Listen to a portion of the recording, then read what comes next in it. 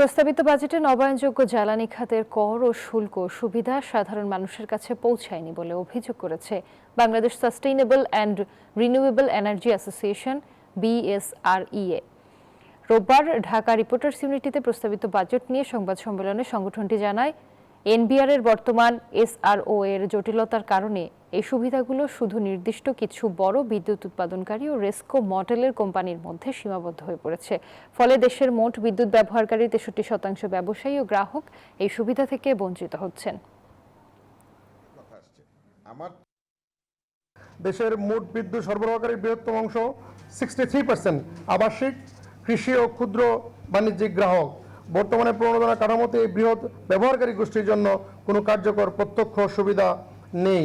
ফলে নবায়নযোগ্য জ্বালানির গণমুখী সম্প্রসারণ বাধাগ্রস্ত হচ্ছে।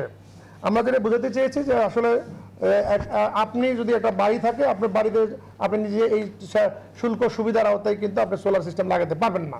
আপনাকে রেসকো কোম্পানির মাধ্যমে আসতে হবে। আপনি বিদ্যুৎ ক্রয়ের একটা PPA বাধ্যতামূলক করা হয়েছে। এটা আসলে সাধারণ জনগণ 63% জনগণ কিন্তু এই সুবিধা পাচ্ছে না।